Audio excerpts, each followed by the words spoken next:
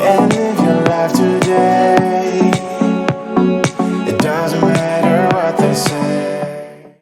Welcome to another episode of Red Lotus Life. We are very excited for this episode. It's been on our mind for a while, but for those of you who are new to us, this is Red Lotus Life, and we provide resources and tools to create a life that we love after abuse. And today we want to talk about love and neutrality and creating space for conversations despite our differences.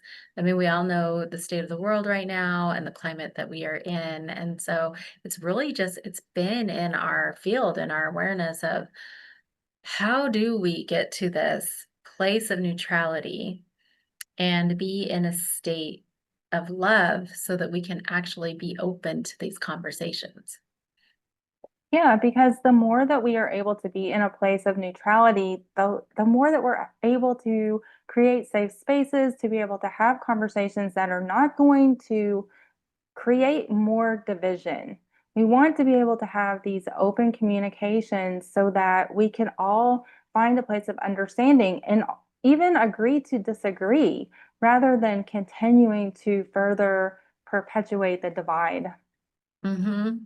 Yeah, we've been having so many conversations with people literally around the world Mhm. around everything that's going on. And it's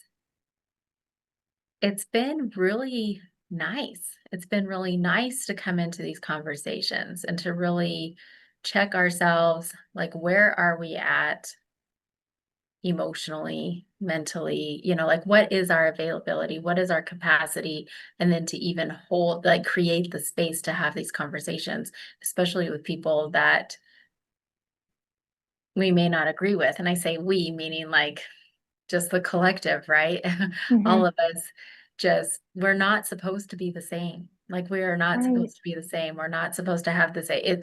It's actually quite healthy to be around others that yes are like-minded, but also open to other ideas.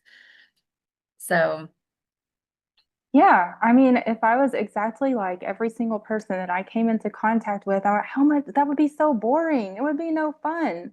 And so, like, really, we are coming to you today to like check in with where are you on your healing journey? Where are you regarding your trauma? Where are you regarding the conditioning that you are not only carrying within your DNA, but from society, from your friend groups, from your families? mhm. And this is, this is where we can check in with the scale of consciousness, which is the a modality that Lori and I work with in the spiral modality, and really gauge where you are and whether or not, like, are you in a place of reactivity? Are you coming from really, really low on the scale of consciousness in a shame space? And can you even have a conversation that isn't reactive? Mhm. Yeah, it's just been interesting because you and I are actually having a lot of the same conversations. So we'll be having them in a group Mhm. setting. And a lot of times people are always like, how are you so grounded? They'll ask us, right? Like, how are you Yeah. so grounded in being able to have conversations that are uncomfortable? And it really is the work that we do as spiral practitioners. And so we thought we would bring some of this here today and kind of teach you a little bit more about um, the scale of consciousness and how this actually does relate. So I'm going to share my screen real quick.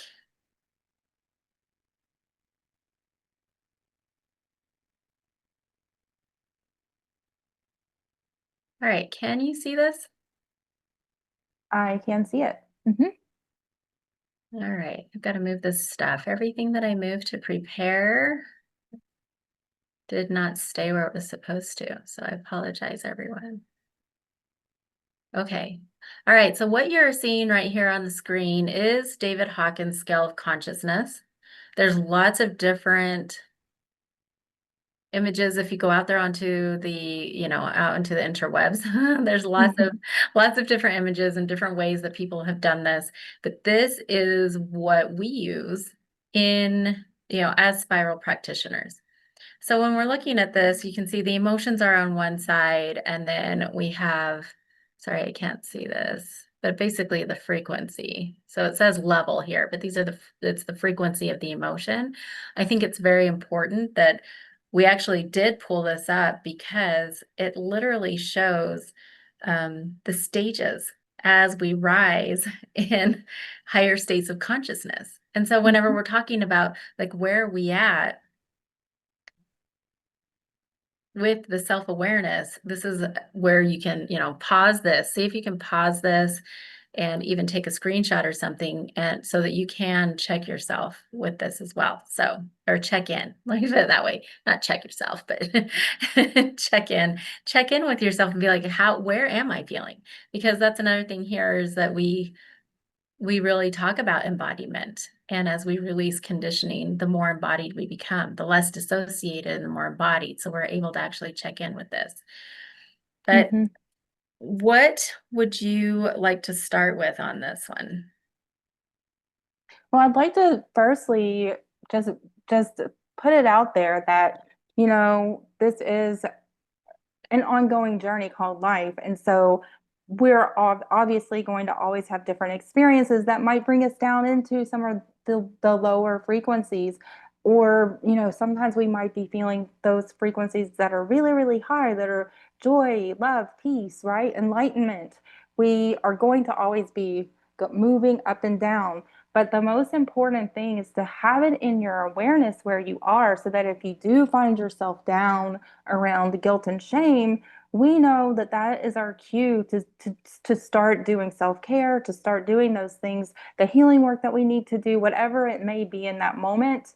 We have it in our awareness so that we can then begin working on our frequency, our vibration, to come back up to at least a place of neutrality. But definitely, we'd like to be at least in that place of love. Mm-hmm.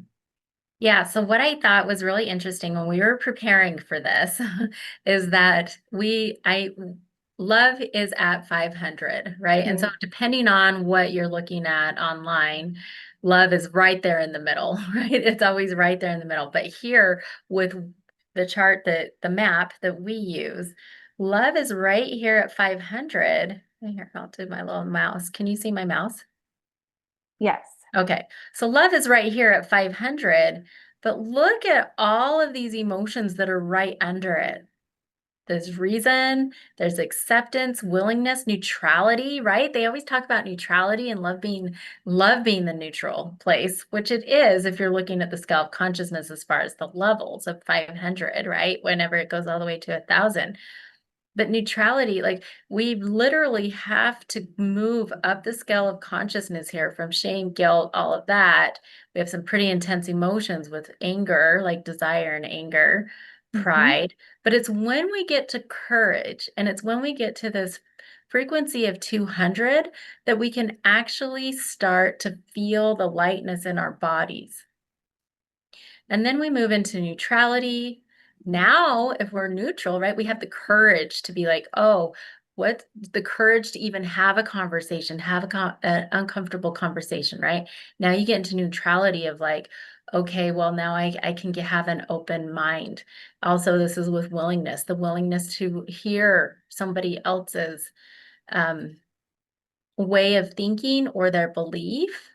And then the acceptance of realizing that other people, here's the interesting part. We were talking about this too, is that in the end, we all want the same thing. We all want the same thing. So here now is this acceptance of like, oh, when you get to the root of not necessarily the belief, but you get to the root of like, well, why do you want that? Why do you believe in that? Now you start to see some sameness and some oneness, and now that's also the reason, right? What was the reason? Oh, I just barely put it over there. I wanted to share this because we actually work with reason in the spiral modality quite a bit. It's actually in level 4, which is the heart. It's all about openness. But with reason is calling in the ability to think clearly while keeping your heart open and also remaining emotionally open. So now here we are with reason and being in that state of reason, now we can move up to love. Now this is the 500, right? That state of neutrality and being able to totally be, even though, yes, this is neutrality, but it's a little different in the way I'm talking about it. But now we can be in that state of neutrality where now there is space. There is space to have these conversations despite our differences from a place of love. And when we are from in this place of love and from our heart, the conversation is different. And that's where Sara Elizabeth and I will come together to try and be in these states of love before we can even begin to have an uncomfortable conversation. I mean, of course, we're all human and we are going to go up and down this levels of consciousness, right? But it's Mm-hmm. really checking in and being like, okay, now where am I? Because this is actually where you want to be when you are having these uncomfortable conversations. What are your Yeah. thoughts? Yeah, we absolutely want to be in those higher frequencies, definitely in a place of neutrality and as close to the heart. Coming from a place as close to the heart, as close to love as possible. Because in these spaces, yes, it takes courage to be able to hear another opinion or another viewpoint that you may feel uncomfortable with. This is the time to become the observer. The thing is that every single person, because as Lori and I have shared, because we all have unique experiences, unique life experiences, unique journeys, um, there's so much nuance. And if we are so communicating in a place that is so black and white, so divisive, so judgmental, really and truly from a place of the lower frequencies around guilt and shame and all of those things, then we're never going to be able to get back up to that place of neutrality. We have to be able to learn to become the observer, open our hearts, and then communicate from that place with a willingness to listen. Mm-hmm. And then this is also where conditioning comes in, right? Like Mm-hmm. this is what we talk about with conditioning. When, and it is nuanced, exactly what you said, right? It depends on our ancestors, like our ancestral, it depends on the family culture, it depends on our childhood, our life experiences. I mean, there's so many things that go into conditioning that sometimes, and I'll just bring in like my Japanese culture, right? There's a lot of pride. So there's a lot of pride that's literally in my DNA, right? Because of of the culture of my family. But as I've been able to release conditioning around that, even understanding that, right? Even understanding that, you know what, pride comes naturally to me because this is part of who I am, part of who what is. And so knowing like, am I in pride right now? Is this why I have deafness? Is this why I can't be open to hearing things? And then going, okay, now that I understand that and I understand, oh yeah, I'm in pride right now. Now I'm able to go, well, do I even have the courage? Do I have the courage to even like am I in a place, right? Because I am human. And then being able to go, okay, yeah, I am. Now neutrality. Great. Okay, now I have the willingness. Now it's like, we start to rise up and then we're here. So that's kind of an example of conditioning, but I don't know. Did you want to talk more on the conditioning? Did you want to speak more on that? Because it's so big because with the conditioning, it's in our unconscious. We usually don't even realize what's keeping us down here in these lower states. Yeah, so where conditioning is concerned, I feel like there are so many different aspects that are coming into play. Again, nuance, but we have religious beliefs. It is ancestral, it's generational, it could even be karmic, right? Mhm. And I think that there are so many of us who are moving through the world not even realizing that we are operating automatically from a place of conditioning.